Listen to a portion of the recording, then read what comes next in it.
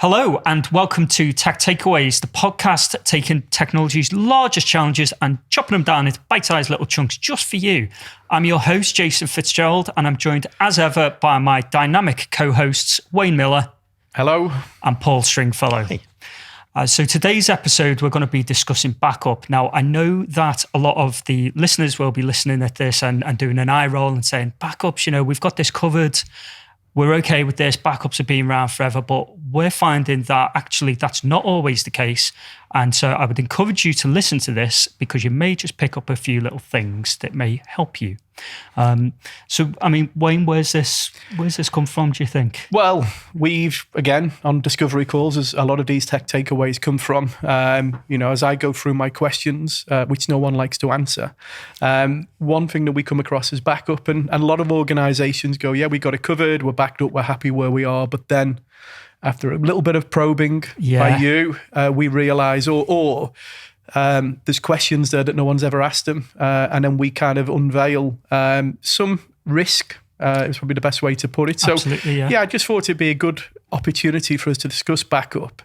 Questions that organizations, in the IT department should be asking themselves, and then some tech takeaways, some information that we can share with them from our Discovery Calls and from what you're seeing, and what you're seeing, Paul, as well. So I suppose the killer question for me, or to kill a number of questions, is what questions should IT leaders be asking themselves about their estate and the backup strategy?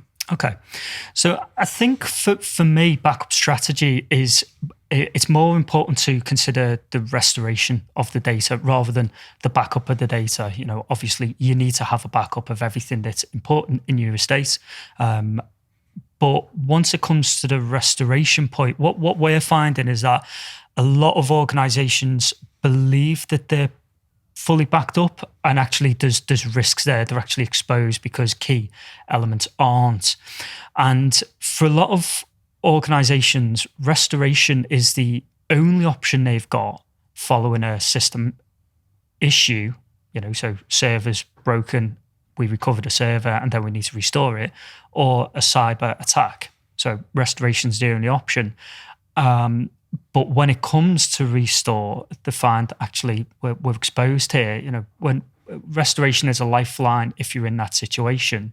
So it's really more around discipline of how do we make sure that our backup strategy is complete, and how do we ensure that should we need to go to restore, we are confident that we can do so. I think, Paul, we're seeing a lot of that.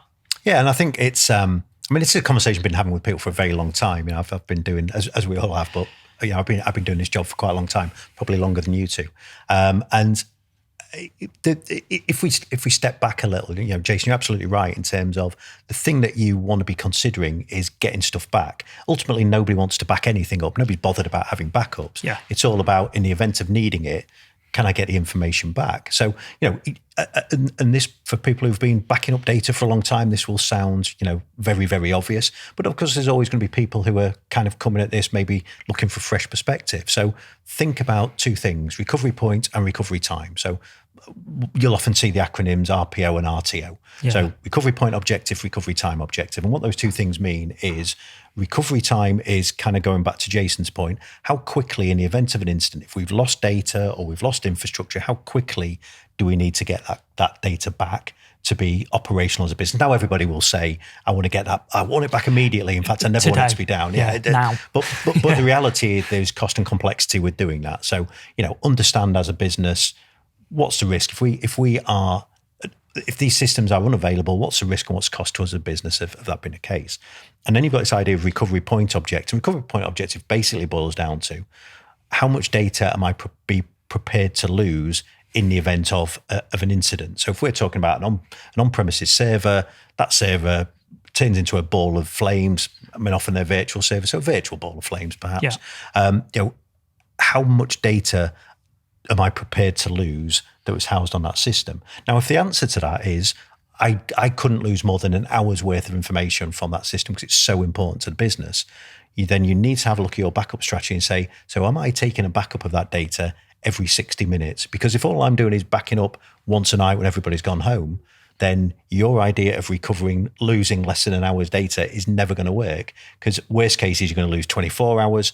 I mean, best case is you've just done the backup and the thing bursts into flame. So maybe you're lucky, but the whole point of RPO and RTO is not, I'll get lucky and I'll meet these requirements. Yeah, it's if everything works out. It's got to be predictable, hasn't it? You know, if we fail over now, or if we need to restore now, where we're going back to, and understand where it is that we're going back to. I think that a lot of organizations kind of find themselves during restore, sometimes almost making it up as they go. You know, we need to do a restore, let's go and do it. During a restore is not the time to be formulating a plan on how you're going to restore, or even learning the capabilities of what your backup software can or can't do. You know, if you're relying on a specific feature and it's not available to you, that's going to impact your recovery time. You know, so I think it's important to have that plan, you know, and ensure that if you've got an RPO and you've got a recovery time objective as well, make sure that you're hitting them by doing, you know, kind of having a little bit more discipline around the backup job. So if you're not doing regular restores, go and do some regular restores, develop that as a strategy. And a lot of that will come down to kind of the idea of if you're RPO and you design RPOs and RTOs, that doesn't have to be for everything. You know, there is an element of work. You know, the more complex your infrastructure is, there's a piece of work that goes into understanding the complexity of that infrastructure and what's key and what may not be key. You know, and making sure that you've got that assigned. So if you've got absolutely business critical things that you can't afford to lose more than 60 minutes of data, or even can't afford to lose any data, then your protection strategy for those things might be very different to I just need to back this thing up once a day. You know, because you will have things in your organization that you perhaps only need to back up once a day. So there's a piece of work that says, well, identify what those things are and then define the strategy around it. And I think it's a really valid time to be talking about this, because one of the things that you are seeing is that, of course, infrastructure has changed. So, you know, no longer is our infrastructure physical servers or virtual hosts in our data center. It's now spread. You know, we've got infrastructure in our data center, of course, but some organizations will also have software as a service solutions. They will have solutions where they're building infrastructure inside of public clouds with third-party data centers. So, you know, you need a strategy that is capable of dealing with all of those things. And you also, and Jason, you make a really good point before, the time to realize whether your data protection solution is working is not when you're trying to recover stuff. You know, you need to make sure that part of your resilience plan as a business includes, am I regularly testing this stuff? And if I need to recover this thing, what needs to be recovered with it? So, you know, they're hugely, hugely important parts. But I know, Jason, something that we've talked about recently that I think is a huge change that organizations need to be wary of, is the security implications when it comes to designing a backup solution. Absolutely. Because I think one of the things that we're seeing, and we've done a few episodes around things like ransomware and cyber attack, but what you're seeing increasingly is backup repositories being targeted as part of any kind of cyber attack. So, you know, if you're having ransomware and a ransomware attack, and that attack then encrypts all of your data backups, then if your plan for recovery is, I'll recover from backup, but actually that's been breached as well. So what are some of the tips that we can give people in terms of how to architect that solution and how to make sure you keep it absolutely. safe? I mean, you know, I think that backups need to be as secure, if not more secure than anything else, because they are your lifeline. You know, in a disaster, you've got a disaster. We need to restore. That's your lifeline. Make sure it's protected. Make sure that you've got the best chance of recovery from that. And I think it's a good topic that you pick up on around the security element, because backup accounts themselves, so the accounts that actually perform backups in the infrastructure, generally aren't treated as the privileged accounts that they are. Yeah. They've got access to a lot of systems to be able to perform the backup, and yet the backup window maybe is overnight, say, for example. So if we look at that backup account in itself, that is an attack vector. If that account is breached, that is a very good account to then launch a cyber attack from within a network, because often it's treated as a service account. No one's going to be monitoring it. People won't be logging into it day to day. And it's an account that needs to log into systems. So the backup account operation logging in won't necessarily, for some companies, trigger that could potentially be an issue, a cyber threat.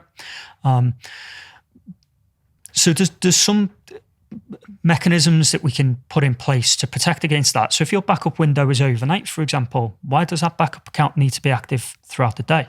We can say that that backup account is allowed to log in during a backup window only for the purpose of backup. What does that do? Well, that closes the door during the day then.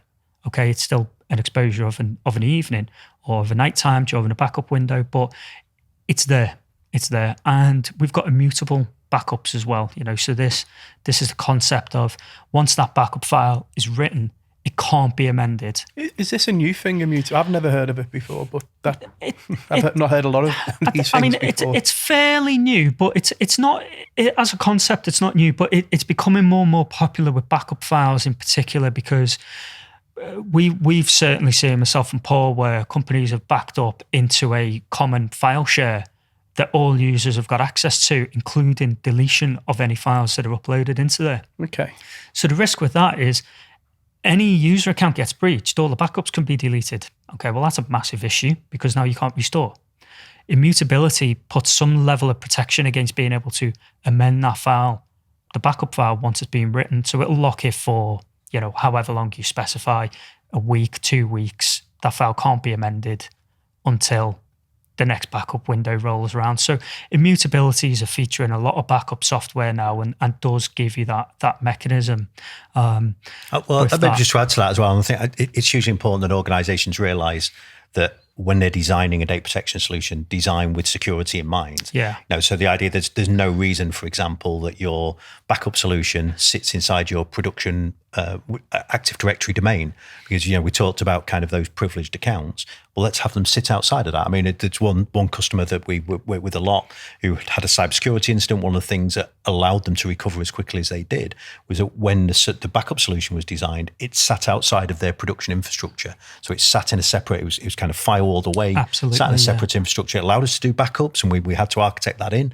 But it was important in terms of recovery that was not impacted by the same cyber incident that impacted the rest of the environment. So, things like that, things like immutability, things like making sure that we have some level of firewalling between our data. So building in, air gapping, those kind of backups. So things like, we're seeing an increased use of cloud backup repositories as a first, second and third layer, where we are making sure that our backup is not just all housed in the same place, in the same infrastructure. We get it offsite to somewhere else. We get it offsite to another location where we can do recovery from. And there's lots and lots of mechanisms around that. But I think, I suppose if I was looking for takeaways from this episode, that they would be perhaps the most important things I would be looking at today, because they're probably the things that are most likely to be part of your traditional backup infrastructure, is that it won't be separated out. Things like, as Jason mentioned, the privileged accounts that we use for backups, they're not necessarily as well managed as they need to be. And the idea of immutability in terms of backup, that we create something that can't then be changed. Now, I think if there's 3 things you could do, make sure your privileged backup account is properly secured and managed. Make sure that your backup infrastructure sits outside of your main production infrastructure, and use immutability where you need to use it so that those backup sets can't be changed. Absolutely, yeah. I mean, just as probably another partial takeaway for this, if you can dismount your storage repository, so the place that your backups are stored, that needs to be accessible during a backup window and during a restoration attempt.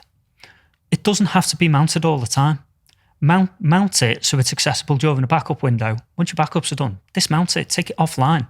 It mitigates the risk of then someone trying to get onto it. Yeah, in some cases it's easier than some. It depends on the backup software that you use. But essentially, we could run a process automatically before the backup runs that says, "Go and mount that storage." Okay. Bring it into the environment so we can write into it, and then once the backup's done, dismount it so that no one can interfere with it during the day. That then mitigates some of the cyber trends that we're seeing with backups being attacked. For me, I think that a key takeaway would be to review your backups, ensure that everything that needs to be protected is protected. Even if you think it is, go and take a look at it, make sure. Yeah, do you know what? It's a really old topic, talking about backups and data protection. And you're thinking, could we waffle on for 15, 20 minutes about that? I feel like we've done that already. So feels like probably a good time to wrap us up. Absolutely, yeah. We hope you've enjoyed this episode and took some takeaways with it. We encourage you to go and follow them. We're available everywhere you get your podcasts, including YouTube. See you next time.